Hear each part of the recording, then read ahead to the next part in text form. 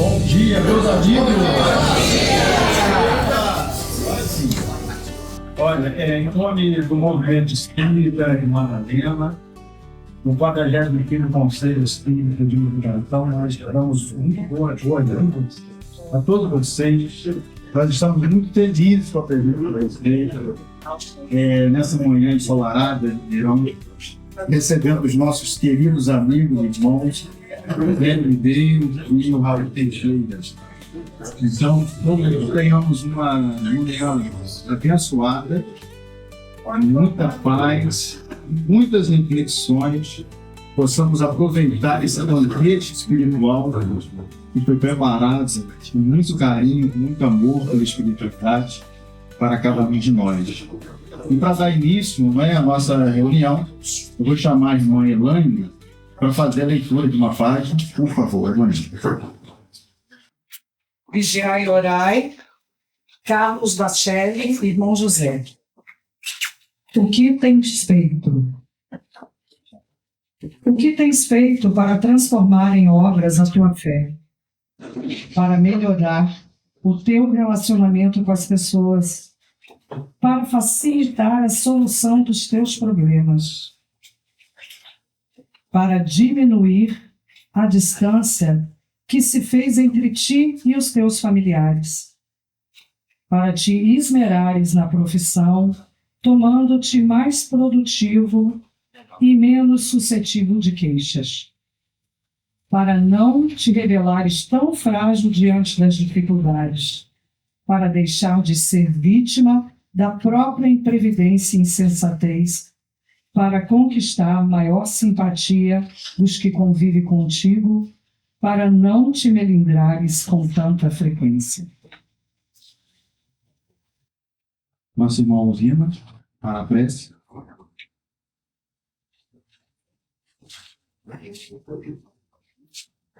Vamos elevar o nosso pensamento a Deus, a Jesus, nosso Mestre amado, aos trabalhadores espirituais que estão aqui nos ajudando, nos incluindo, socorrendo, indo aonde há necessidade, que os nossos pensamentos cheguem a todos os lugares onde se peçam a paz, a compreensão, o acolhimento, onde se falta a família, para todos aqueles, Senhor, que pedem a tua misericórdia e precisam de luz no plano espiritual, que possam estar sendo acolhidos e, porventura, tenham vindo também assistir, que sejam também abençoados, como nós que estamos aqui hoje, que possamos receber aquele intuito de paz a todo aquilo que viemos buscar. E também possamos levar os nossos pensamentos a todos os lares, a todos aqueles que por algum motivo não puderam estar conosco hoje, que estão também precisando recuperar a saúde. Senhor, que não nos falte a fé, que não nos falte a capacidade de perdoar e de não guardar ressentimentos. Agradecemos infinitamente, Senhor, este momento, que possa incluir o querido Raul Teixeira, o irmão Hélio, no dia de hoje, que tenhamos uma manhã maravilhosa. Graças a Deus, que assim seja.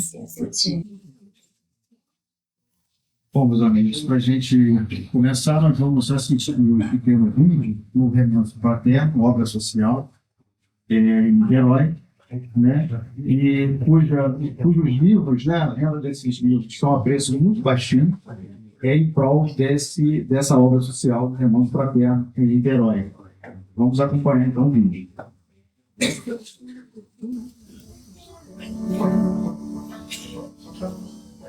Bem-vindos ao Remanso Fraterno. Esse oásis de amor abre suas portas desde 1988 para receber crianças em estado de vulnerabilidade social. Contando com uma equipe especializada de educadores, assistente social e psicólogos, Configuramos uma escola em tempo integral e acompanhamento familiar. Tudo isso gratuitamente para as famílias. Nosso propósito é colaborar para a promoção social dessas famílias e dar oportunidade para que as crianças do futuro sejam capazes de contribuir positivamente para com a sociedade. Venhamos conhecer www.emandatl.org.br. Esperamos por você.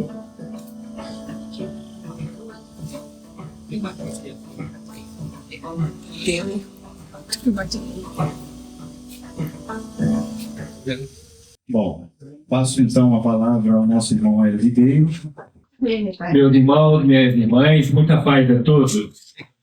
É um prazer imenso, mas muito grande mesmo, estar aqui mais uma vez.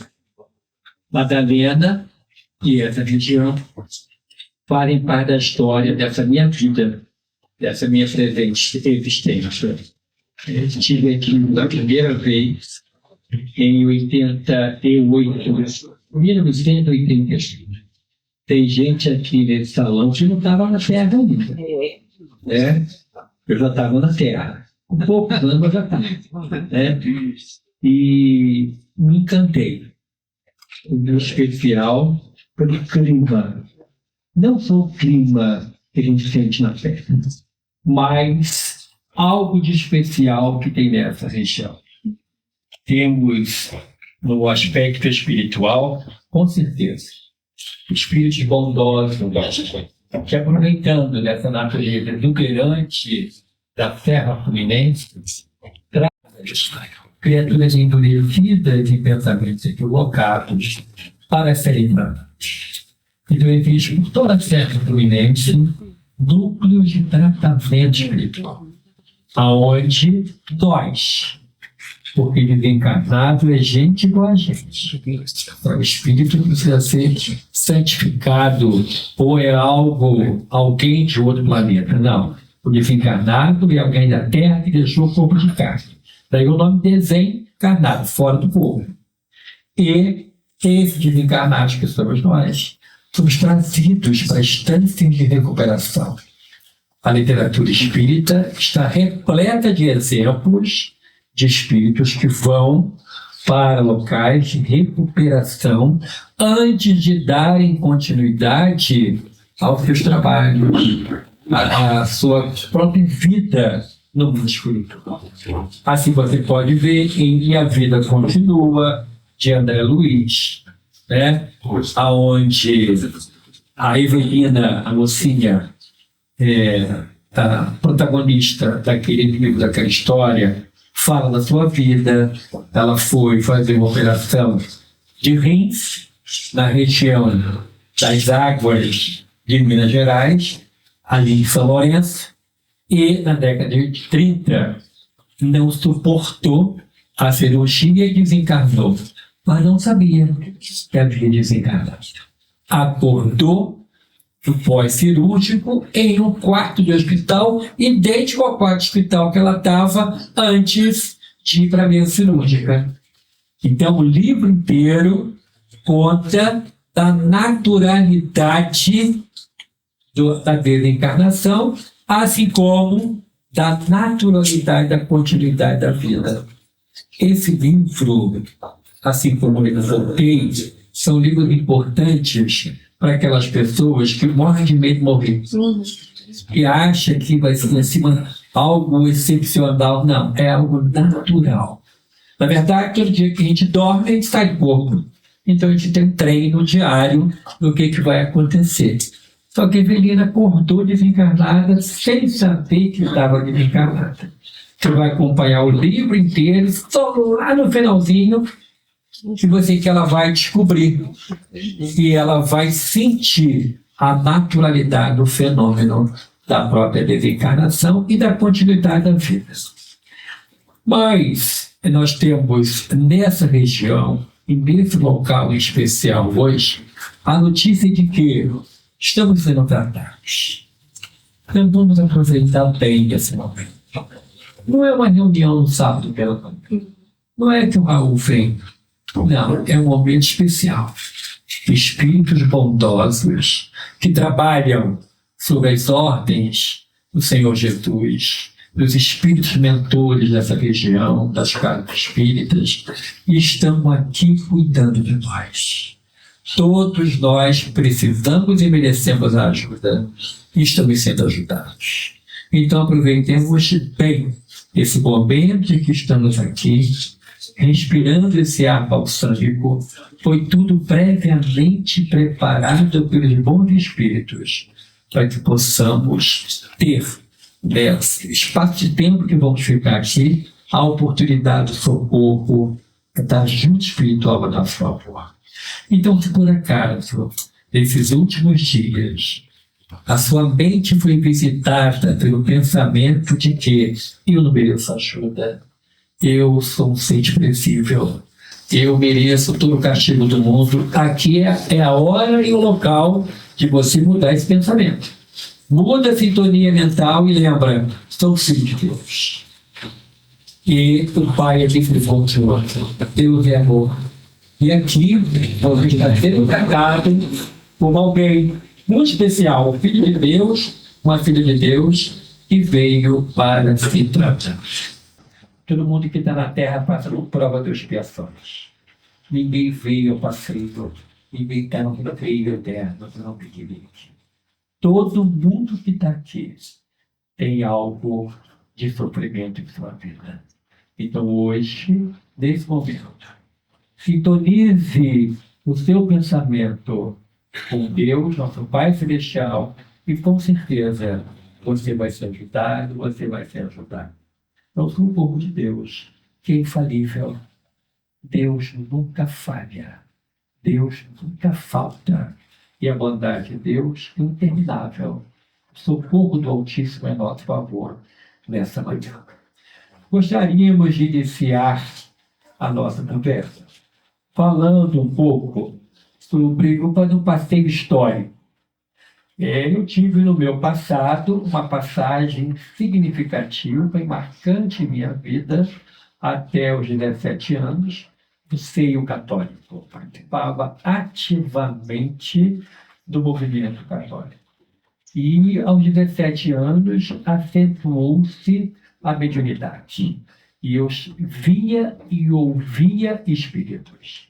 Aproveitando a visita do bispo, na época, na paróquia do qual eu era ligado, eu pedi para me confessar com o bispo. O padre olhou de banda, por que você fala com o bispo e não fala comigo? Mas eu precisava falar com o bispo. E tinha um assunto que eu queria falar só com ele. Eu estava desesperado com aquilo que estava acontecendo comigo. Eu via, na hora da comunhão, espíritos acompanhando o povo na hora de tomar a comunhão. Aquilo tudo está me deixando muito perturbado, porque até então, essas visões era algo demoníaco. Era do pé torto. Era do da capa preta. Então eu estava preocupado. Será que eu estou entregue, eu estou tomado? O que houve comigo? Eu precisava colocar mais cadeiras.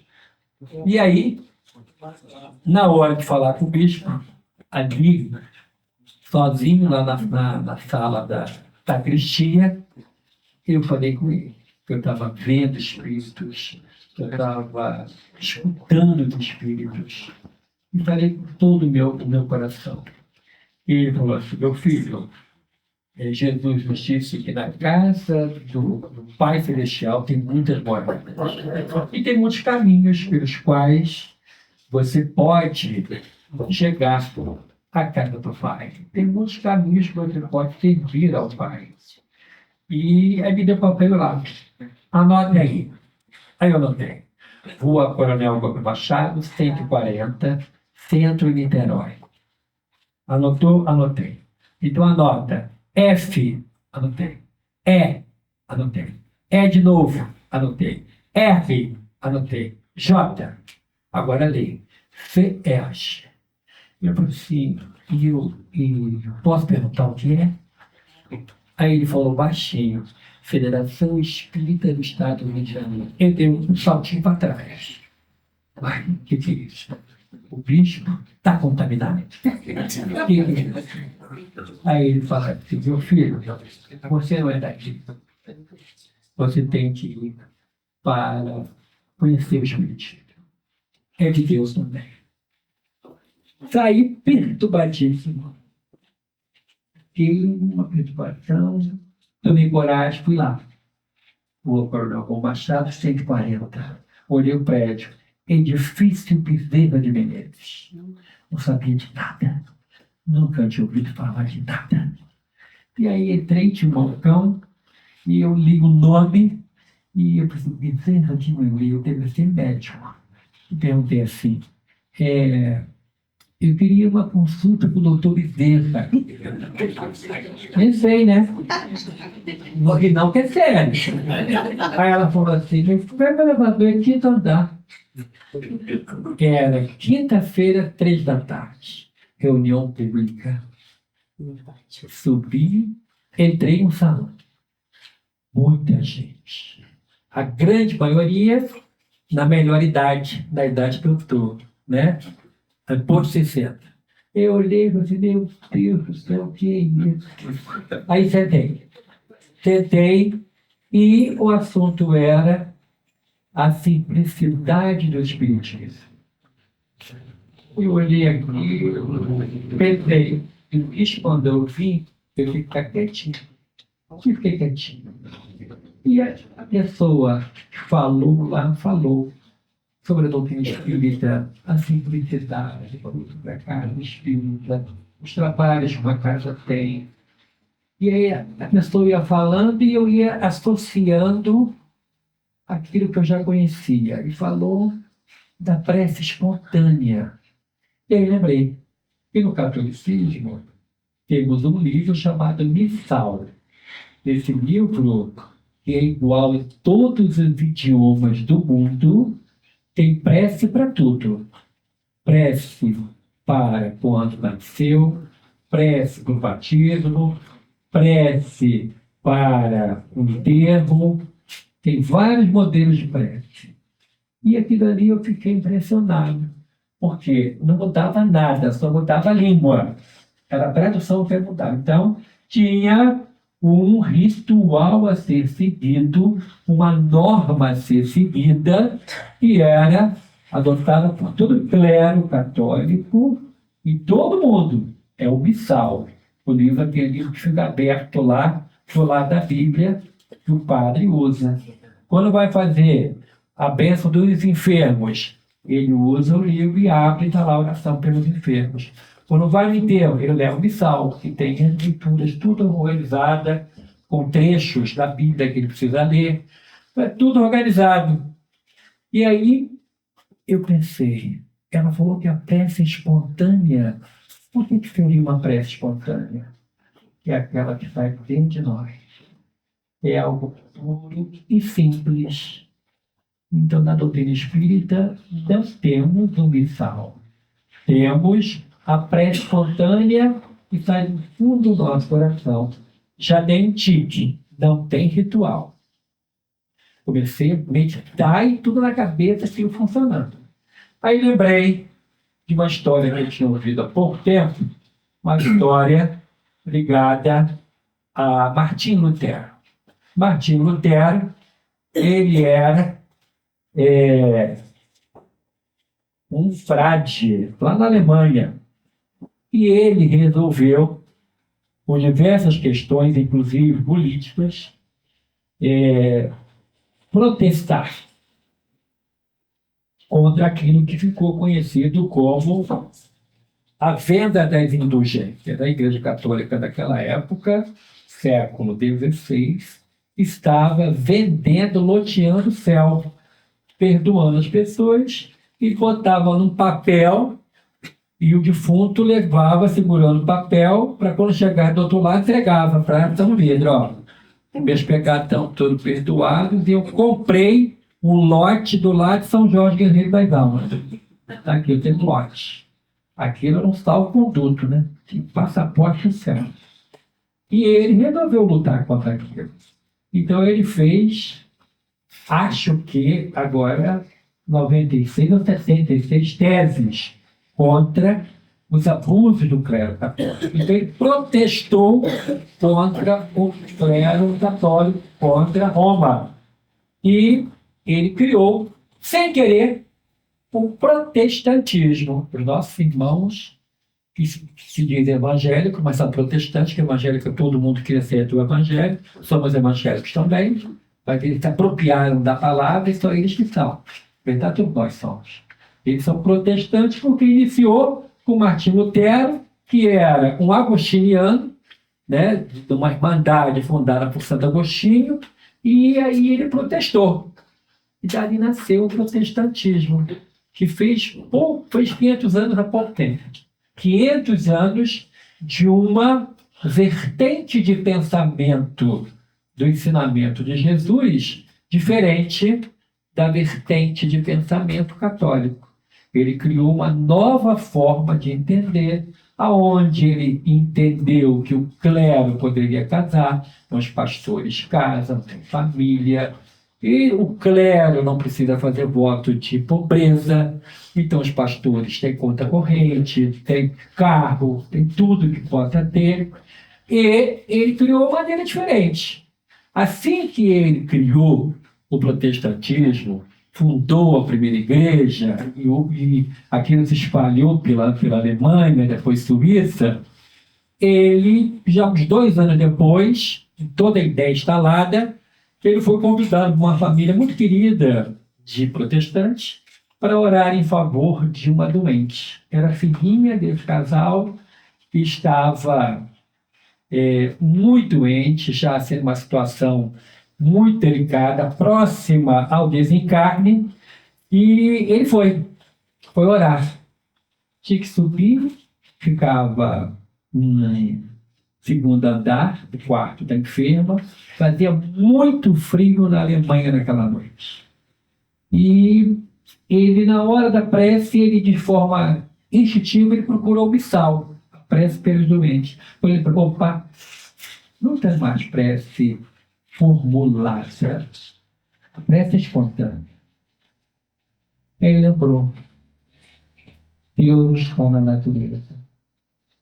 Abre a janela. O mar está fazendo 2 graus. Abre a janela. Abre a janela. A noite está picada de estrelas. As estrelas lindas pareciam diamantes. Ele ergueu os braços.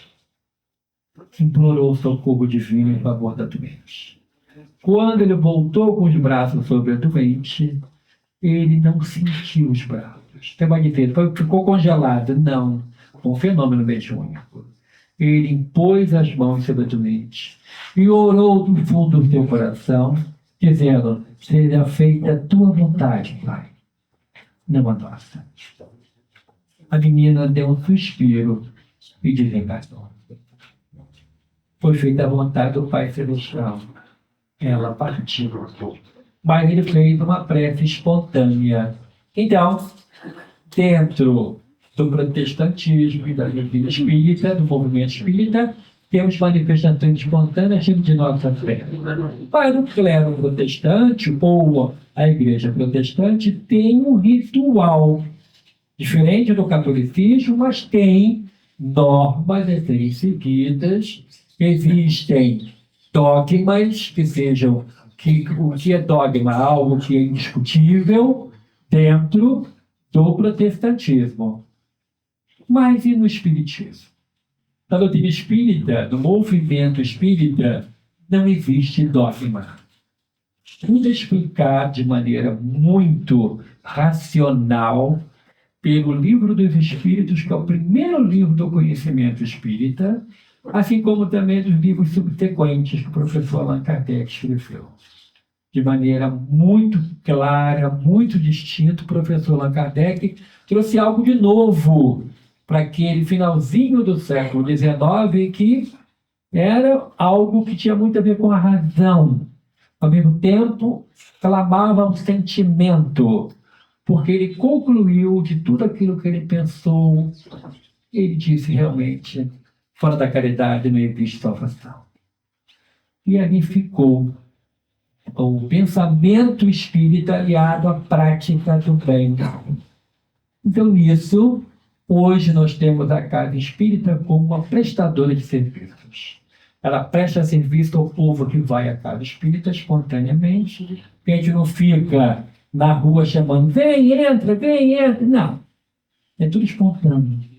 As pessoas vão, ninguém precisa se converter, mesmo porque não existe conversão no Espiritismo, né, para frequentar uma casa. Vai frequentando.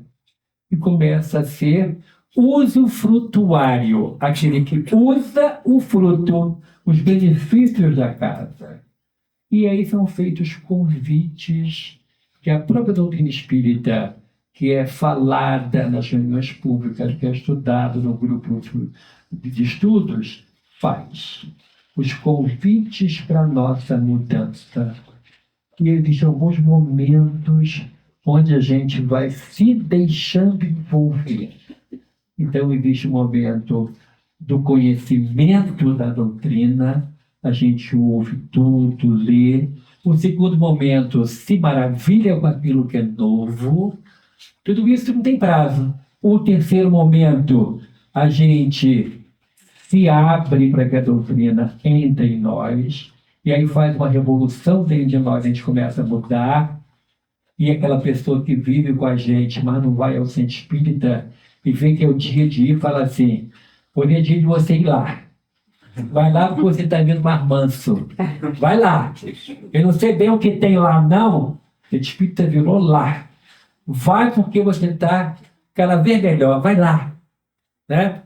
Mas um dia que aquela criatura que fala, vai lá, começa a vir, aí começa a ver que a situação é diferente. E que nós somos convidados a mudar. O professor Allan Kardec diz assim, reconhece o verdadeiro espírita pela sua transformação moral e pelos esforços que ele faz para domar as suas más inclinações. Então, para se tornar espírita não tem ritual externo, não tem batismo, não tem carteirinha de espírita, não tem anel, não tem simbolismo, não tem sinal na mão, não. É dentro de nós. E o professor Allan Kardec falou, o verdadeiro espírita. Por que ele falou isso? Porque existem pessoas que se acham espíritas, mas na conduta não é. Que pensam que são, mas não mudou nada no seu caráter, no seu modo de agir. E que se dizem espíritas, mas se comportam como pessoas que desconhecem tudo aquilo que a doutrina espírita fala. Então, o processo é interno. É internamente que você vai mudar. E algumas das vezes dói. Não dói quando você aceita a proposta de mudança. Dói quando o seu orgulho e a vaidade grita mais alto. E aí surge aquela situação de espírita até certo ponto. Mexeu na minha zona de conforto, eu vou nada? Vou não? Então hoje tem reunião. Mas hoje tem o último capítulo da novela, vou nada? Hoje vai ter reunião, tem estudo. Não vou não, vai passar aquele filme no Netflix que eu quero ver. Eu não vou não. Tá frio, não vou não. Tá calor, não vou não. Tá chovendo, não vou não. É tudo não vou não. Na verdade, quando entendemos a proposta espírita, a gente fica contando no dedo o dia que falta para ir. As horas que faltam para ir. Porque começamos a sentir o bem-estar que a casa espírita proporciona. Daí é imprescindível as reuniões presenciais. Pós-pandemia começou esse festival de reunião online, onde a criatura bota lá na reunião, fecha o vídeo e fecha o áudio. Vai lavar arroz, vai botar roupa na porta, aí bota lá no volume, mas tá brigando com uma criança, o marido chegou, tem que dar atenção. Abaixa isso aí! Aí abaixa, e aí, como é que tá lá e tá aqui? Não tá. E como é que a casa espírita pode estar dentro da casa dela se tem uma ambiência, como nos ensina André Luiz, em diversos livros dele, fala da importância da casa espírita para nós. Um local totalmente preparado. Um local ambientado para o nosso tratamento. Todo mundo que está na Terra doente. Todo mundo precisa de ajuda. Mas vem falando isso. Então, que a gente possa entender que a presença da casa espírita é primordial. Não pode faltar. Porque vai faltar algo dentro de você. Ah, não vou hoje não. Aí no dia seguinte, é uma coisa estranha, estou me sentindo estranho. O que que é? É a falta do fluido. Que a casa espírita, a presença lá, faz a renovação do fluido dentro de você. E você não foi, você não se dedicou àquele momento. Mas isso depende também da entrega. Será que nós queremos nos entregar verdadeiramente a proposta espírita? Ou será que a gente continua só assim? Tá madura a fruta, vou lá, pego. Como? Uso frutuário. Vou, tomo passe, sai voado. Ah, tem estudo, fica aí. Eu já vou ali, já vou só fechar o carro. Ó. Dá no pé. Por quê? O que interessa é o passe. Ou então chega só pro passe. Não, mas e a palavra? E aquilo que deveria ouvir? Não interessa, porque vai me incomodar. Vai falar em coisas que vai mexer comigo, então eu não quero. Uma outra fase, ou uma outra face da casa espírita como prestadora de serviços é na área espiritual. A casa espírita presta serviços de socorro e assistência espiritual. Assistência e promoção social espírita, ou seja, alivia a dor daquele que não tem, seja dando comida, seja ajudando em roupas ou em cursos para pessoas se capacitar no mercado de trabalho. Tudo isso faz parte de um trabalho ligado à assistência material. Em muitos casos se propõe a isso e faz um trabalho de maneira especial. Agora, 1º de fevereiro, lembramos a data de aniversário da professora Amália Franco, que fundou 40 centros espíritas. Desses 40, mais de 30 era casa assistencial. Casas assistenciais para as pessoas que não tinham nada. Casas para dar um ofício para a mulher. Isso no finalzinho do século XIX e início do século XX. Ensinava as crianças regressas do regime da escravidão que não tinha escola. Então, um trabalho grandioso que o movimento espírita faz, assim como também o seu contemporâneo, Batuíra, que é o mentor de nossa casa espírita lá em São Gonçalo, e que fez um trabalho grandioso na assistência social. Mas ambos trabalhavam na assistência espiritual. A assistência espiritual tem como ponto de partida a evangelização. A evangelização de crianças, que agora, modernamente, se fala evangelização de bebês, porque o espírito reencarnado, na fase ainda de bebê, mas ouve espiritualmente o evangelho. A evangelização é primordial para nós espíritas. A evangelização de crianças, a evangelização de jovens, assim como também tem a evangelização de adultos, para aqueles que não conheceram o espiritismo antes, tem um grupo de estudos para aprender o espiritismo. Eu tenho um amigo, um padre, que falou para mim, eu conheci o espiritismo através do contato nosso, né? Participamos do mesmo grupo de trabalho contra a intolerância religiosa lá no Rio de Janeiro, e eu falo muito com ele, converso muito amigo meu, é padre, e ele falou assim, pelo que eu vejo nas redes sociais, o movimento espírita fala tanto em Jesus, mais do que algumas igrejas protestantes que só falam no inimigo. Ele é padre e tem que acreditar muito contra. Então, eu falei, pois é, a gente fala em Jesus porque nós somos de Jesus, somos por Jesus e para Jesus. Eu concordo. Ele vê naquilo tudo que nós fazemos que nós somos cristãos também.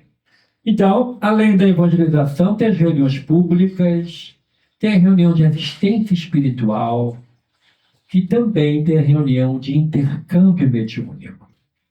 Isso é tudo de acordo com a entrega da pessoa. A pessoa inicia como frequentador, vai para estudante, depois vai para tarefeiro da casa. e depois vai estudando, se aprimorando, conhecendo o Espiritismo, se entregando à tarefa e vai se aprimorando no conhecimento, vai se aprimorando naquilo que vai ouvindo e vai aprendendo sempre um pouco mais.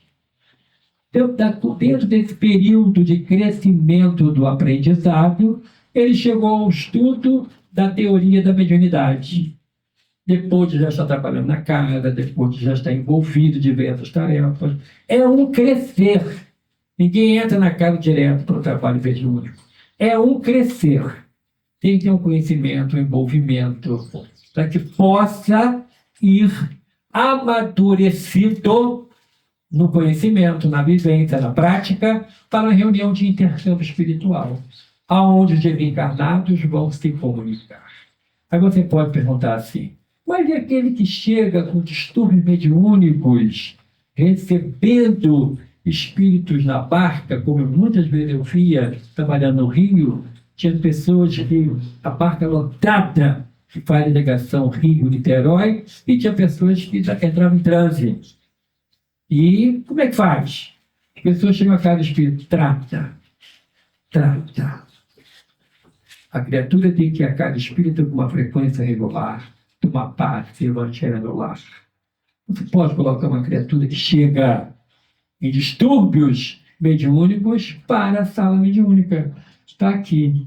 Desafios da mediunidade, o espírito Camilo de Toda, do Raul, diretrizes de segurança de Valdo Franco e Raul, aonde perguntas são feitas pelo povo e são respondidas. E aqui diz, a criatura que chegou em distúrbio não vai para o trabalho, não sabe o que é. Quando você ganha um presente, um eletrodoméstico ou um aparelho eletrônico, e você vai usar, você tem que ler o manual de instruções. Para você trabalhar no grupo de intercâmbio mediúnico, tem que fazer as leituras. O livro dos médiuns, os livros subsidiários, para conhecer a si e o trabalho como é para render, para não ser só uma outra reunião ciente. Quando a pessoa não tem o conhecimento, faz o espiritismo à moda da casa, e aí começa a se distanciar da seriedade de um trabalho espírita. Começa a fazer de acordo com, por exemplo, aquilo que se chama do guiísmo. O que é o guiísmo? É quando um médium recebe um só espírito e esse espírito dita as normas. E ele fala assim através do médium. É importante pintar as paredes internas de cor verde abacate. É importante as paredes externas de azul celeste. Ninguém pergunta, porque ele é o guia, se diz que é, e aí serve. É importante, segundo ele, nas reuniões da casa espírita, em especial as reuniões do tratamento espiritual, as reuniões de intercâmbio, que se coloque uma roupa branca. E aqui vem aqui, a questão 130 desse livro, que eu acho muito importante, Diretrizes de Segurança, tem uma pergunta, número 130, que diz assim: alguma necessidade particular existe para que se recomende aos médiuns o uso de aventais, jalecos ou outras roupas especiais do trabalho mediúnico do espiritismo? Raul responde: à luz do pensamento espírita, nenhuma necessidade existe para o uso de roupas especiais ou vestes de qualquer natureza dos cometimentos mediúnicos espíritas, que possam designar símbolos ou paramentação inadequada aos eventos doutrinários. Até porque, perante a expressão de Jesus, trazendo-nos a imagem do túmulo caiado por fora, esconde putrefação na intimidade, notamos a importância de cada um a limpar-se por dentro, tecendo com esforço de toda transformação moral a anelada túnica nupcial a que Jesus referiu na parábola dos peixes das pontas. A questão 131 ela diz assim: as cores das roupas que os médicos estejam usando interferem na qualidade do fenômeno mediúnico, Raul responde também. Em nada interferem as cores de uso externo do médium na qualidade dos fenômenos mediúnicos. Interagem, isto sim, as cores de dentro, o caráter, o modo de ser e de viver de cada um. Então, o caráter que interfere é o modo de ser e de viver de cada um que vai interferir. Lá, no livro dos médiuns, o professor Allan Kardec escreve sobre a influência moral do médium. Reuniões sérias, espíritos sérios, comparecem e ajudam. Reuniões frívolas, com médiuns descompromissados com Jesus ou com o estudo, espíritos não sérios comparecem e ditam as normas. Então, quando nós temos a seriedade, fomos chamados, fomos conduzidos pelos nossos benfeitores espirituais para uma direção de uma casa, nós devemos ter um apuro especial na condução dos trabalhos. Na dúvida, abstente. Posso fazer isso? Leia as obras. Leia essas duas obras que você vai entender um modo de fazer. O modo de fazer está lá num outro livro também, que foi organizado pelo Movimento Espírita Nacional. Durante 12 anos em encontros em todo o país, chama Orientação ao Centro Espírita. O livro da Federação Espírita Brasileira, que diz o modo de fazer. Eu estou novo na casa, abri uma casa espírita, e como é que faz uma reunião pública? Se você é parte do movimento organizado, o seu ajuda. Mas se não fizer parte, está isolado, está numa região que não consegue vir, abriu lá num distrito distante de todos, pega pela internet o livreto, Orientação ao Centro Espírita, e vai ver como que se faz.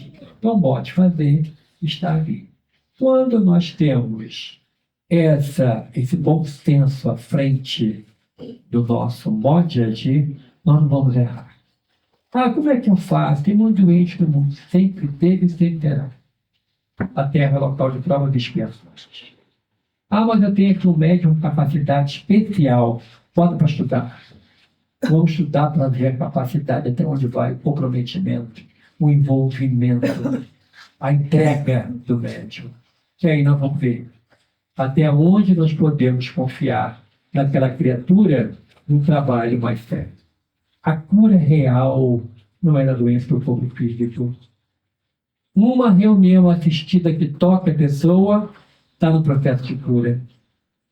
Um passe que é tomado com regularidade com passistas que entendem como é que se aplica o passe é um tratamento espiritual que alivia. Mas não se pode inventar a roda. Na reunião pública não se tem nenhuma atividade paralela. A reunião pública é a hora que todo mundo no salão, porque é aquilo que os irmãos protestantes falam, é a palavra. É alguém que vai falar para nós sobre algo importante. Não importa quem é. É alguém que vai ser ajudado. Os bons espíritos dão intuições e sai uma mensagem para nós. Então é muito importante que nós na casa espírita não fujamos da simplicidade. A casa espírita não precisa de espetáculos de fogos de artifício.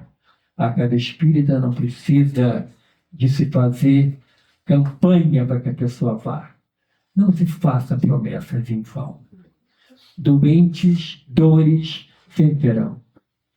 E, por fim, a questão das próprias atividades mediúnicas em público. Eu me presto a psicografia em público. A partir de quando? Depois de 30 anos na prática espírita. Fui me amadurecendo. Por quê? Se eu começasse antes, com uma capacidade mediúnica, eu ficaria atingido por pensamentos. Ele vai receber, você vai mensagem do papai? Mamãe, minha tia está aí. Não, não é isso. Então, há de se ter um respeito pelos trabalhos. A psicografia em público é para as pessoas que já passaram por diversas fases disso que eu disse, da entrega, do envolvimento, para que as pessoas possam entender a seriedade de uma casa espírita. A seriedade tem em Francisco Cândido Xavier uma âncora. O espiritismo e o movimento espírita no Brasil e no mundo teve nessa figura o aval daquilo que é sério, daquilo que deve ser feito. Então, que possamos, e fica aqui o convite, e que possa ler, estudar as obras estão ali, são em benefício do Remanso da Terra, uma obra essencial que desde 1988 ajuda famílias. As crianças que por lá passaram tiveram suas vidas transformadas. Nunca mais esquecerão o amor pelo qual foram envolvidos numa escola muito especial. Uma escola diferencial, porque tem um trabalho espírita que mantém aquela obra social. Os livros estão em valor simbólico também, para que te possa ajudar. Então, que possamos entender a simplicidade da doutrina espírita para fazer tudo com muito amor, com muita segurança nos nossos trabalhos. Agradeço a Deus a oportunidade de estar aqui novamente. Estando com vocês, para mim é motivo de muita alegria nessa terra abençoada, nessa região serrana, aonde está muitos graus abaixo do que está em Niterói, no Rio. Está quente para vocês, para nós está agradável ainda. A gente vê um forno, que é Niterói. Então, está tudo ótimo. E eu rogo a Deus pela sua família, eu rogo a Deus pela sua saúde, rogo a Deus pelo movimento espírita dessa cidade, dessa região. Desde o 45º conselho, que eu fui parteiro, ajudei a nascer. Então, que a gente possa receber nesse momento as bênçãos dos espíritos amigos que aqui se encontram e que nos amam profundamente. Muita paz a todos. Passo a palavra para o querido Raul. Meus amigos, meus irmãos, grande alegria estar com vocês nessa manhã de sábado.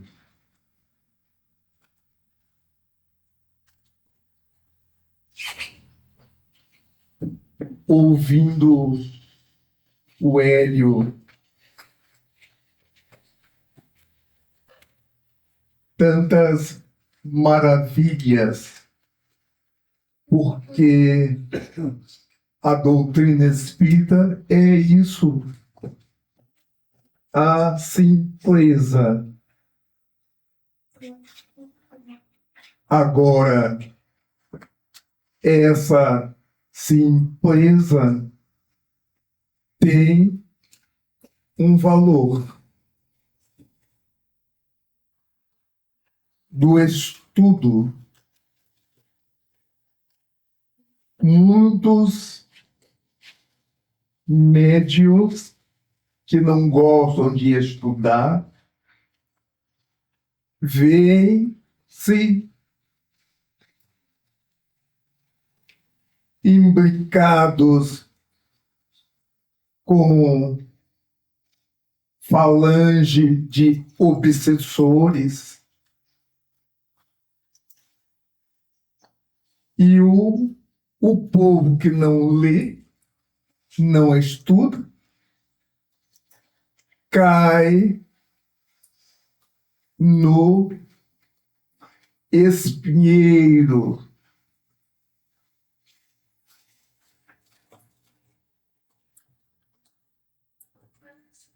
Eu estou numa cidade fazendo uma palestra. Depois da palestra, veio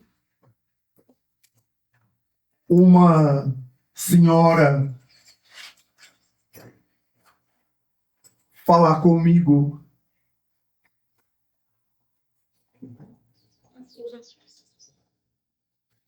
Ela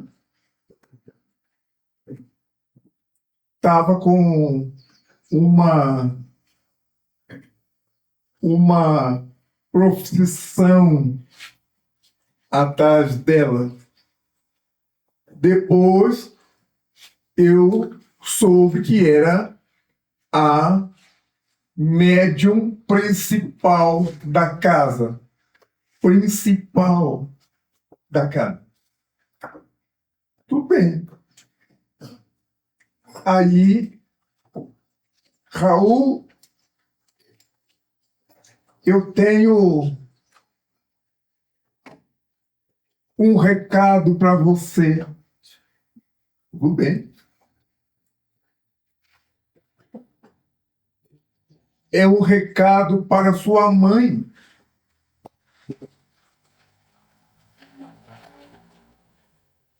Que recado? A sua mãe está perdendo a chance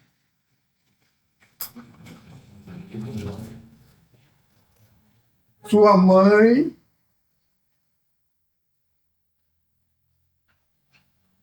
não respeita os médicos. Sua mãe, os meus amigos que estavam comigo, que sabem da minha vida, todos os amigos ficaram em pânico. Você vai dar o recado à sua mãe? Depende. Por que depende?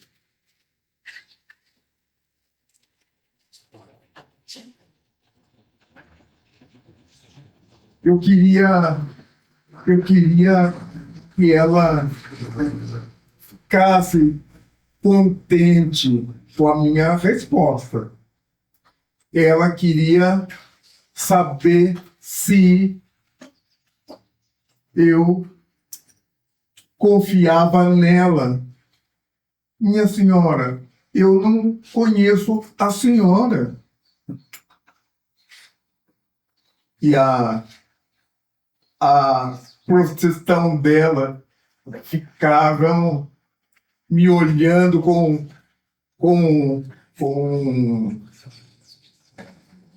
raiva.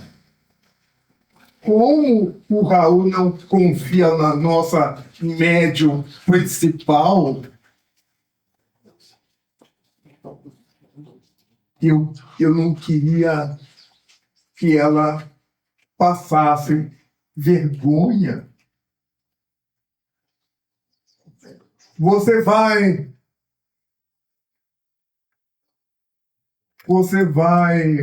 fazer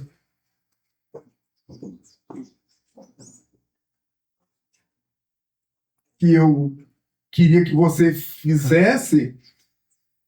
A sua mãe está perdendo a chance. Minha senhora, eu não posso fazer o desejo da senhora.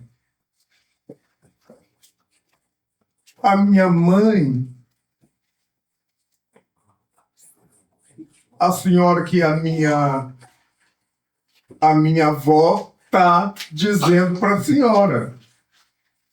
A minha avó dizendo para a senhora, para que a minha mãe trata de obedecer aos médicos. Minha senhora, eu não posso fazer. Minha senhora que pede, a minha mãe morreu. quando eu tinha 4 anos. E a minha avó está aqui. Se a senhora quer que eu fale com a minha avó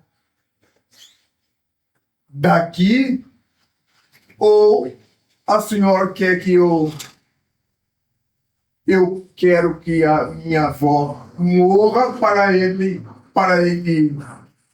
ela possa estar com a minha mãe.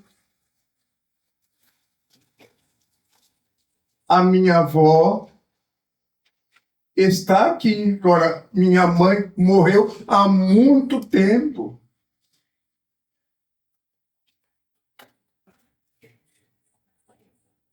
Minha mãe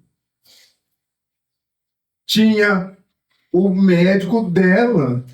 Minha mãe morreu com um infarto fulminante. Aí, a procissão dela fez última forma. Ela ficou muito enxavida. Ela não tinha mais porque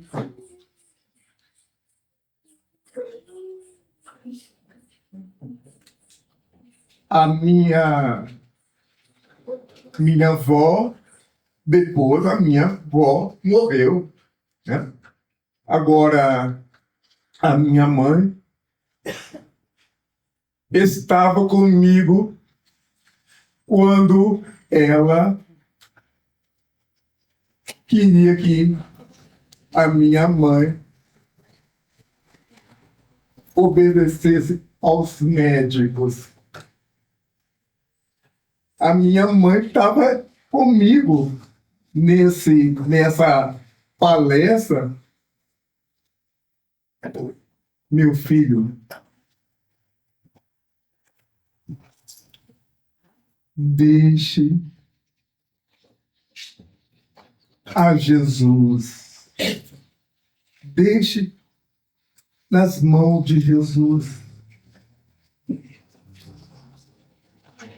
Ela está pensando que engana você.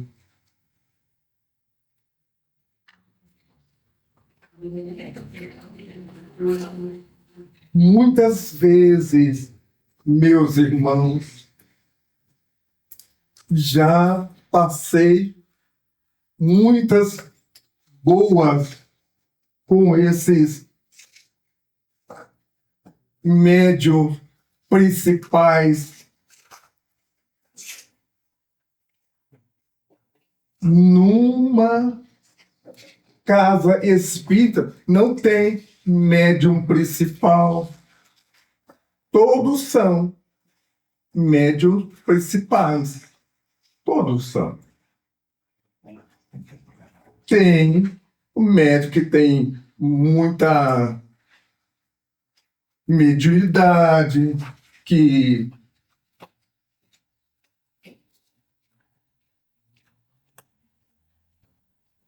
interpretam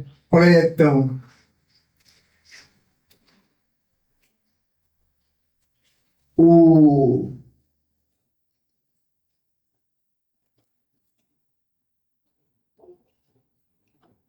plano espiritual bem melhor. Muitos médiums têm mais facilidade para receber espíritos.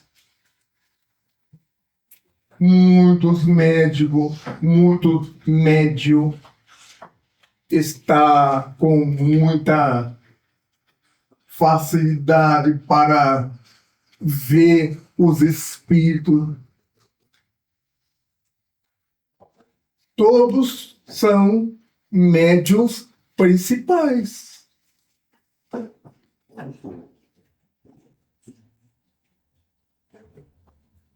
Quando o médium é orgulhoso, aí só Deus.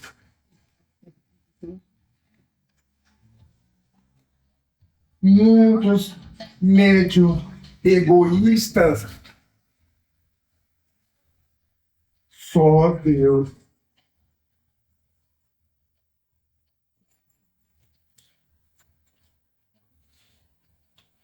Muitos médiums que não falam com outros médiums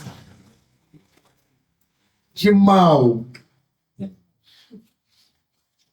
Como um médium espírita de mal com o outro?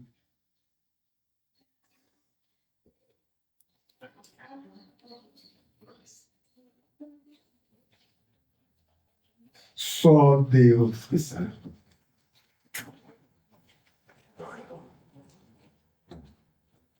A doutrina espírita, na sua simpleza,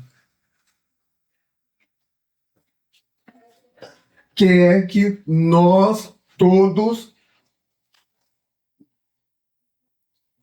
estudemos para nós próprios e estudemos para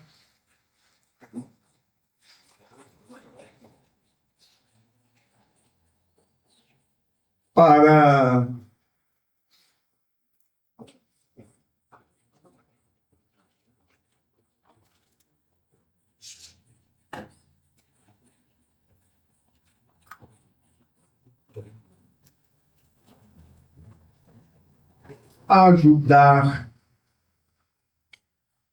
o próximo. Os médiuns que estudam é um médium com Jesus.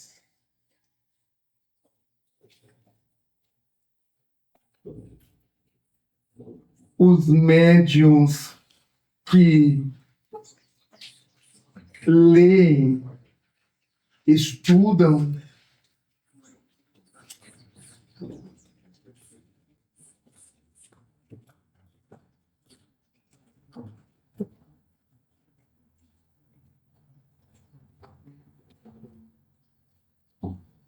franqueiam a humildade da alma.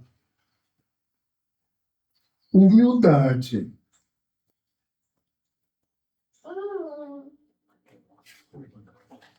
Nós, médiuns, temos dever de estudar,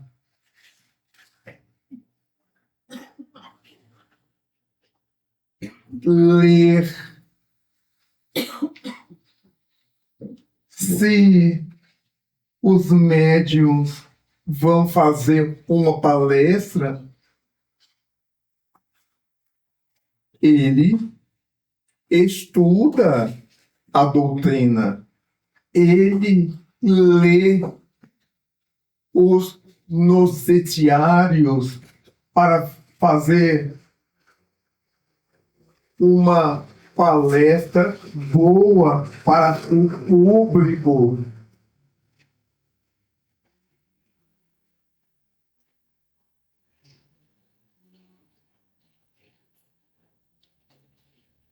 Nós, na nossa casa, não temos médium principal. esse título de médium principal é o título da pessoa orgulhosa.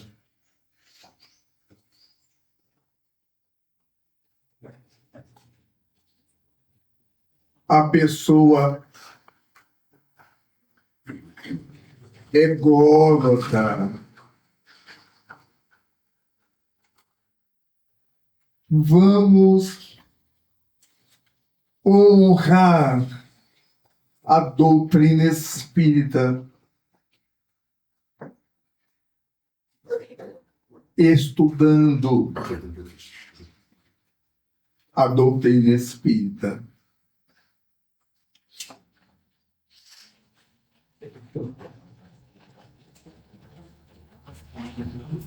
Quero abraçar vocês com muito carinho, muita fraternidade, porque todos nós temos compromisso com Jesus. Jovens,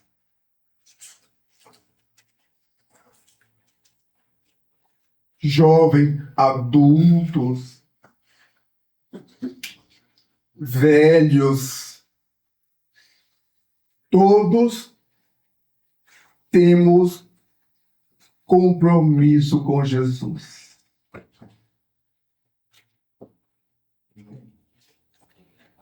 Vamos aplaudir a Jesus e só a Jesus.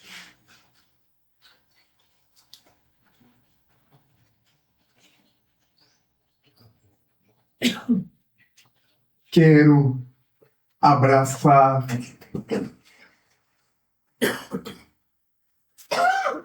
as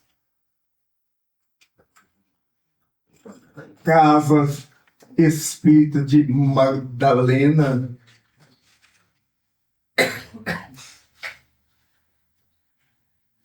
abraçar vocês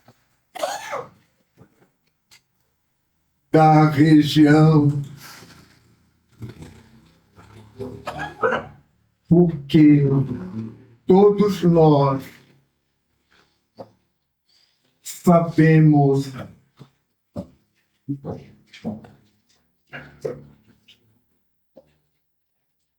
que é duro chegar aqui.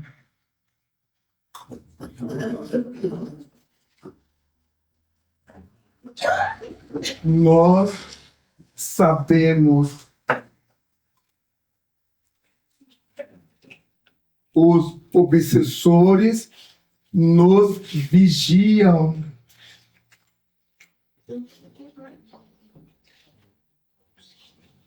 Nos vigiam. Se nós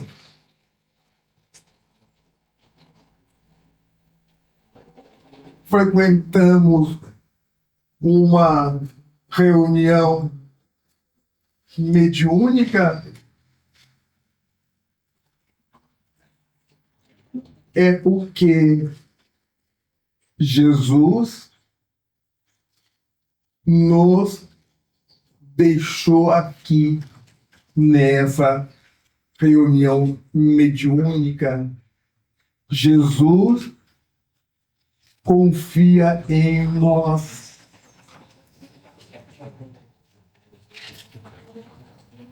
Quero abraçar você por isso.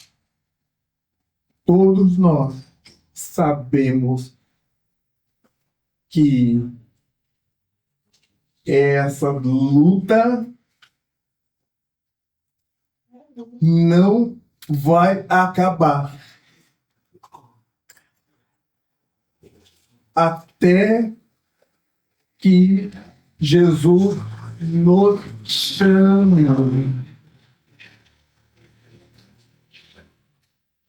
para o plano dele.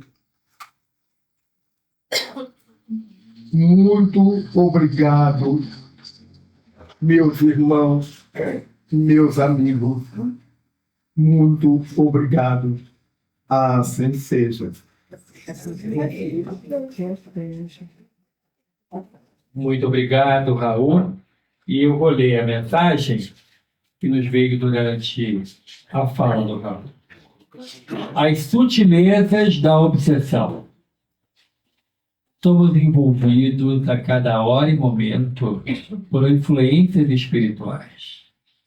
Cada influência encontra ou não ressonância nos encarnados, de acordo com a acolhida mental que é ou não ofertada aos espíritos que são cobradores. Assim sendo, cabe a cada um de nós escolher a sintonia que estagiamos a nossa mente. O orgulho e a vaidade são portas abertas, por onde o acesso é fácil. Vigiemos e oremos, para que a nossa casa mental dê guarida às boas influências. Os bons espíritos nos intuem a todo momento ao bom proceder, ao caminho reto. Abramos o nosso entendimento e o nosso coração ao Evangelho, e em nosso íntimo habitará a paz e a ordem com Jesus sempre. Que a luz de Deus nos envolva. João Espanhol. O Espanhol é o guia mentor da Casa Espírita aqui nessa rua. É um espírito muito trabalhador, ajuda muito a todos nós. E a ele a nossa gratidão por estar aqui. Um grupo de espíritos que nos amam, que querem o nosso bem. Vamos, na hora da prece final, agradecer esse momento onde a gente largou a nossa faina, largou o trabalho, largou tudo aquilo que a gente tinha para fazer na manhã de hoje, para dar a Deus o que é de Deus. Temos que nos deixar nos envolver mais com aquilo de Deus. A rotina, muitas vezes, nos escraviza. Nós temos que dar espaço para Deus. Esse momento muito especial para todos nós. Quero agradecer muito imensamente ao movimento espírita dessa região, ao 35º Conselho, às casas de Santa Maria Madalena, que organizaram esse evento. E o nosso Raul não está com pressa de almoçar. Ele vai ficar aqui à mesa para os autógrafos, porque a casa, o Remanso Fraterno, vai ser muito ajudado se você puder e quiser adquirir um livro para ele autografar. Tá? Muito obrigado pela sua presença. Devolvo a palavra aqui a Rosângela por encaminhamento do final da nossa trabalho de hoje. Então, vamos agradecer imensamente a presença de cada um de vocês que carinhosamente atenderam ao nosso convite e que tão generosamente os nossos irmãos concordaram em receber o almoço para poder ajudar nas obras que o João está necessitando com uma certa urgência, e que também seja atendida o propósito, né, da vinda de vocês, que cada um possa colaborar com a compra dos livros, para que a instituição continue fazendo esse trabalho tão necessário para essas crianças, e fortalecendo cada vez mais a todos os trabalhadores do Cristo na Terra. Que possa o nosso almoço ser abençoado por cada doação, por cada trabalhador que ali se esmerou, para que saia essa refeição para o corpo, mas que também venha nutrientes para o nosso espírito, né, que tanto necessita. Vamos orar por? Sim. Vamos orar, meus irmãos, agradecendo por tudo que aqui está acontecendo, pela proteção espiritual que temos, que não nos deixa desistir e nos mantém com o norte preciso a seguir. Que possamos estar com os nossos corações abertos para que os trabalhadores do Cristo nos dê boas instituições, nos fortaleça a fé e esteja orientando os trabalhos a serem realizados, desde um simples bom dia, a um acolhimento, um atendimento fraterno, a uma fala pública, a uma organização de um evento como esse, em que tivemos o merecimento de ter a presença dos nossos queridos irmãos, que para a gente é uma honra, uma linda e ótima oportunidade. Que Deus abençoe cada esforço nosso, individual, na procura do melhoramento pessoal, para que possamos tornar este mundo um pouco melhor. E vai ser muito pouco em relação a tantos benefícios que recebemos em nossa vida. Que a paz do Cristo esteja neste ambiente, abençoando essa escola, a todas as crianças que por aqui vão estar durante todo o ano letivo. Desenvolvendo, Senhor, a sensibilidade dos profissionais que vão administrar a vida dessas crianças, que podem fazer grande diferença na vida delas. Que a paz do Cristo esteja conosco. Obrigada por tudo. O Raul, então, está aqui. Todos são convidados para almoçar com a gente. Vamos lá comer aqui. Nós vamos no telhado do João Chimarrão. Muito obrigado.